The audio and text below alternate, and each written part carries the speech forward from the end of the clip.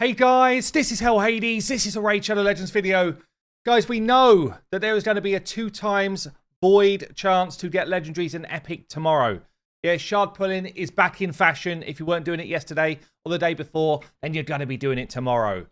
So this is going on, but they've just dropped something which is quite interesting. Now, they told us we will be able to earn, and they said the word earn, the new Supreme Starter Champions. So far, what we've had is the fusible champion of Elhain. Not many people are really kind of like up on Elhain being that good. She hits hard, but she's not bringing that much. Aethel was available, but she's a shocker. So what's next? We've just had this tournament drop that's going to go live tomorrow. Champion Chase, which means the person who pulls the most shards in your group will win. That's how Champion Chase works, right?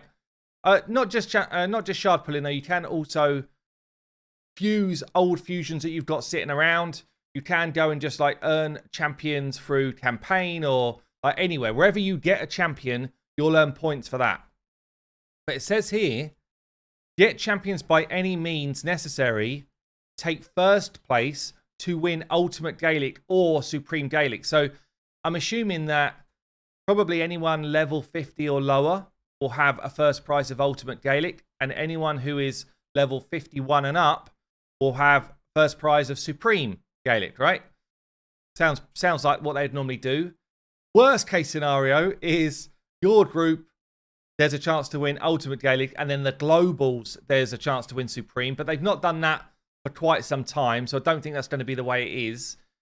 What do you think about this type of tournament? What do you think about this type of thing? I'm going to go in and look at these 2 champions now for you, because I tell you what, it's a shame. I know they won't do this, but if they had it as just like the top reward in the rewards that people could earn themselves was one of these champions, then that would be like a real community win.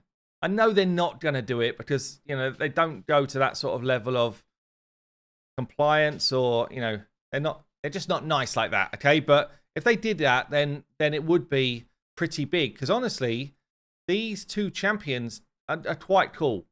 Yeah, so I'm going to start with Ultimate Galek. And this is a champion that was really the first epic in the game that allowed you to beat high levels of Spider. Going back to when I was a kid, when I was first playing it, definitely looked a lot younger back then, when I was doing videos on this guy, he was like one of my go-tos. If you managed to pull yourself an Ultimate Galek, or if you got him, he was actually a free champion through Amazon Prime the first time they did it with Amazon, then he was a game changer. Yeah, he's got this A3, hits all enemies, 50% chance of placing a burn. Has to have increased attack on him, so he needed a little bit of setup to do it, but it was still pretty damn good. And he's got turn meter control in his kit as well. Now, he's been really outscaled in this game. There's been a bit of power creep in the epics. You've now got multiple epics that do 100% AoE HP burns. There's a whole ton of legendaries that do HP burns. So his value massively dropped. He's still, though, a really good epic. Yeah, he's very good at turn meter control. He's got some turn meter stuff going on his A1 as well. He's got passive where he can't be stunned. And he's got turn meter stuff going on his A2 as well as the self buff. So he's actually a very good epic, but this now needs buffing. This 50% here needs to really be at least 75% for this to be valued in today's game. Honestly, yeah, probably 75 would be fair. He does do some other stuff as well, but you know, people just look to maybe a Mordecai or someone like that instead because they're just better. They're just better at doing the same job. But Ultimate Galek would be, I think, the lower bracket of players. And then Supreme Galek here. Now, don't forget, this is a Champion Chase event. So there's going to be a whole lot of whales pulling Void Shards on a 2 times Void weekend. It's going to happen. Yeah, I'm going to be pulling Void Shards on my main on a 2 times Void event. Mainly because Void Champions, Void Legendaries especially, are where it's at for really pushing your game to that next level. Like if you want to see OP champions in the game, certainly if you want to play high-end arena, this fella, Taras the Fierce, you know, the plat level guys that properly cracken out or whale out want a +4 Taras. They don't want a single Taras. They want a +4. Same with Marishka. If you don't have Marishka, this is literally what one of the best plat players said to me the other day. If you don't have Marishka, it's probably not worth trying push high in plat. Like, that's how highly she's sought after. I don't know if people agree with that or not, but these two are crazy. So people do pull a lot of shards on these Void weekends. Yeah, the biggest damage dealers are Void. Like, it's just where it's at. So, Supreme Galek then, what's going on with this guy?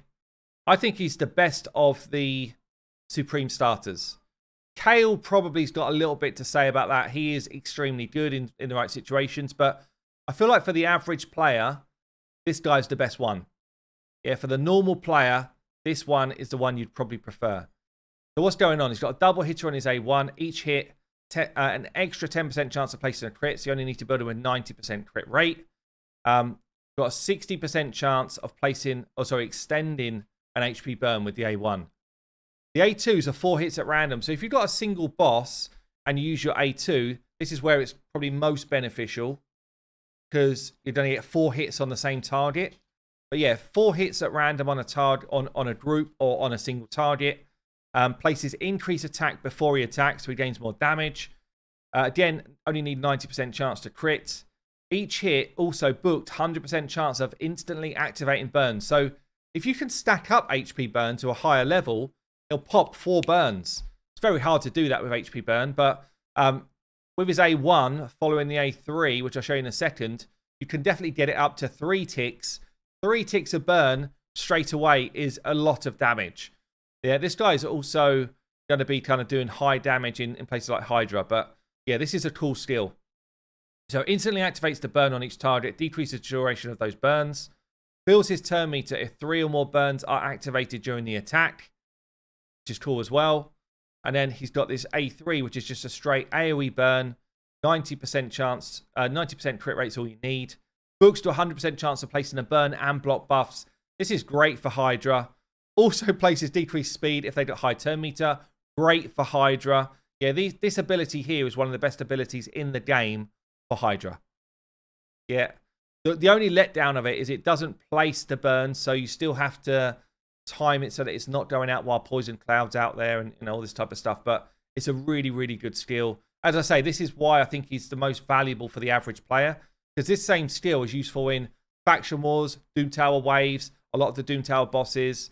Yeah, he's just going to give you high value. And then his passive, whenever he receives pretty much any of the control abilities, instantly removes it, fully heals and goes, which is cool as well. Attack in all battle. He's a really good legendary. He's a good, I'd say really good legendary, a good Void legendary, and I think the best of the starter heroes, the Supreme versions. Let me know what you think though, guys. Generally, this type of thing is a hard bait. Generally is, you get in the mix of it, you end up start wailing out, and before you know it, you're dipping into the credit cards when you didn't want to. So just bear that in mind. It can be a complete bait type of scenario. But there you go, guys. I've been Hell Hades. I'll see you later.